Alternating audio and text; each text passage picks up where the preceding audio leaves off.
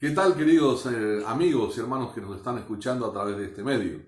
En esta oportunidad continuamos con el estudio, los devocionales en el libro de los Hechos.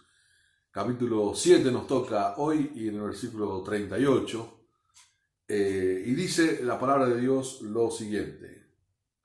Este es aquel Moisés que estuvo en la congregación en el desierto con el ángel que le hablaba en el monte Sinaí y con nuestros padres y que recibió palabras de vida que darnos.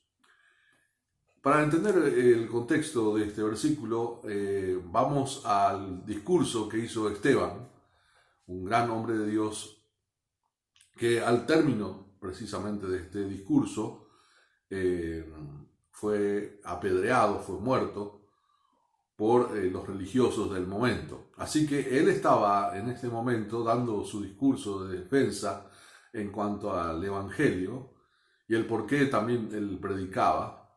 Así que Esteban estaba haciendo un largo discurso, por cierto, a los religiosos, a las personas que lo acusaban de predicar.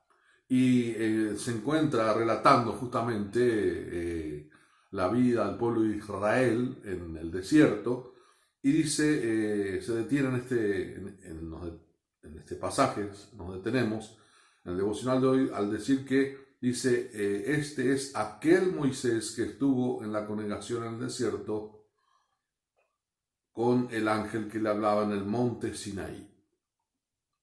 Moisés era el más grande líder de todos los judíos y él precisamente tomó la figura de Moisés para poder hacerles entender que él también seguía a ese mismo Dios de Moisés.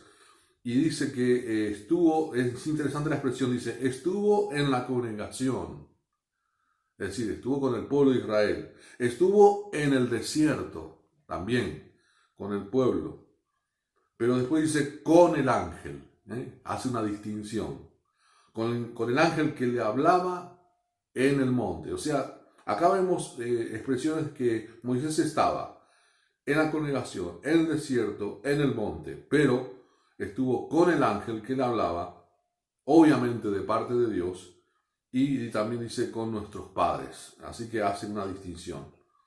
Es interesante que para que Dios pueda hablarle a Moisés, él fue a un lugar desierto, porque Sinaí precisamente significa desierto, árido, soledad, solitario, eso significa.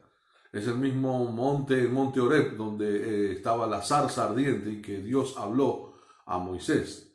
Así que en este caso, para que Dios pueda hablarle, él fue a la soledad. Él fue a un lugar donde se encontraba en un lugar desértico, totalmente entre él y Dios. Por eso dice, con el ángel que le hablaba. ¿Y cuál fue el propósito? Recibió palabras de vida que darnos. En aquel momento la gente no contaba con la Biblia, no contaba con los escritos que hoy podemos disfrutar. Entonces la manera en que Dios hablaba era a través de hombres como Moisés, de los profetas. Por eso encontramos varios profetas en las Escrituras.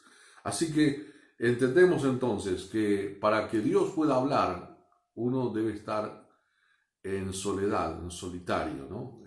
Puede ser que estés en tu cocina o estés inclusive yendo al trabajo, pero cuando vos lees, es como que no podés enfocarte en otra cosa que sea precisamente lo que estás leyendo te hace que toda tu atención y tu aprendizaje sea en ese momento. Por eso es muy interesante que para que Dios pueda hablarte, vos tenés que leer.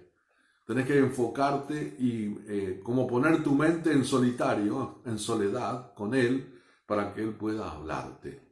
Así como lo hizo Moisés.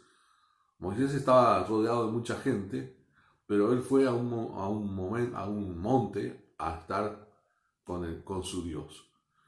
Oh casualidad, también Jesucristo se apartaba a lugares desérticos, lugares montañosos, solitarios, para hablar con su Padre. Así que tenemos que tratar de buscar un lugar donde podamos cada mañana, cada momento que podamos estar en soledad con nuestro Dios, para que Él nos hable. Y la manera en que Dios nos habla es a través de la lectura. Por eso que en el devocional entendemos que debemos recordar de leer la palabra de Dios. La única manera en que Dios nos pueda hablar a nosotros es a través de su palabra. Y obviamente tenemos mucho para leer y para aprender acerca de Dios. Por eso dice que Moisés recibió palabras de vida que darnos. Y esta es la palabra de vida, porque es el único libro que trae vida al ser humano, trae una vida espiritual.